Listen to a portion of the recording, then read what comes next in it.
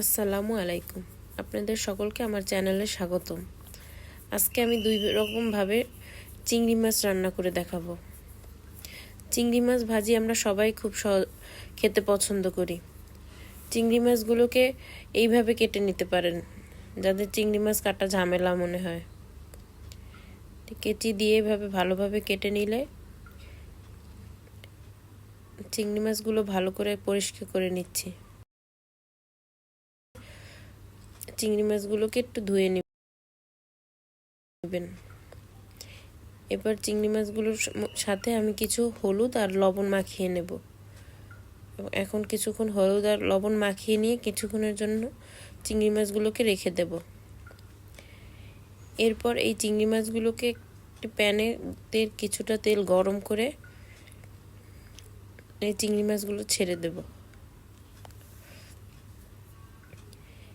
এভাবে করে চিংড়ি মাছগুলোকে এক পাশ ভাজা হয়ে গেলেও অপর পাশ ভেজে নেব। এবার চিংড়ি মাছগুলোকে দুই পাশ কড়া করে ভেজে নিয়ে চিংড়ি মাছগুলোকে এখন আমি একটি বাটিতে উঠিয়ে নিচ্ছি। এভাবে করেও গরম ভাতের সাথে খেতে পারেন, এভাবে খেতেও দারুণ লাগে। এখন আমি আপনাদেরকে আরেকটি সহজভাবে চিংড়ি মাছ রান্না করে দেখাচ্ছি। এই প্যানের ভিতরেই আমি আরও কিছু চিংড়ি মাছগুলো, যেগুলো আমি মাথা সহ রেখেছিলাম, ওইগুলো দিয়ে দিচ্ছি। এগুলোকে আমি হালকা দুই পাশ রং আসা পর্যন্ত আমি ভেজে নেব। এখন চিংড়ি মাছগুলোকে উঠিয়ে নিচ্ছি। এই প্যানটার ভিতরে আমি কিছু তেল দেব। তেলগুলো গরম হয়ে আসলে আমি পেঁয়াজ কুচি দিয়ে দিচ্ছি, সাথে অল্প সামান্য কিছু রসুন কুচি। এরপরে দিয়ে দেব হচ্ছে কাঁচামরিচ।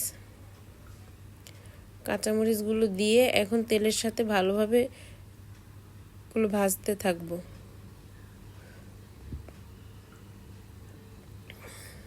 পেঁয়াজগুলো লবণ হয়ে আসলে এই পর্যায়ে দিয়ে দিচ্ছি হলুদ, মরিচের গুঁড়া, স্বাদ মতো লবণ।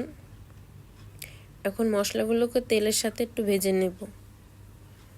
এবার ভেজে নিয়ে মশলাগুলো কষানোর জন্য কিছুটা অল্প পরিমাণে পানি দেব।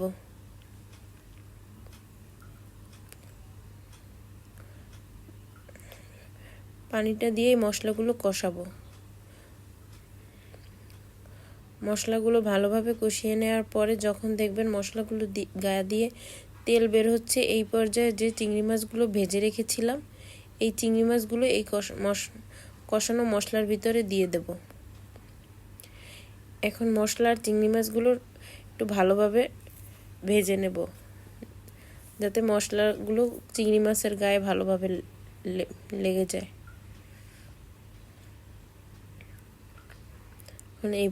এখন চিংড়ি মাছগুলোর ভিতরে পানি দিয়ে দেব।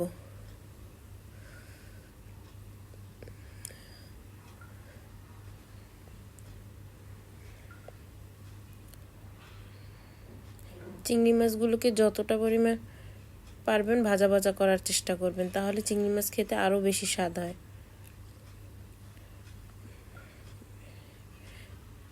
পানি দেওয়ার পরে চিংড়ি মাছগুলোকে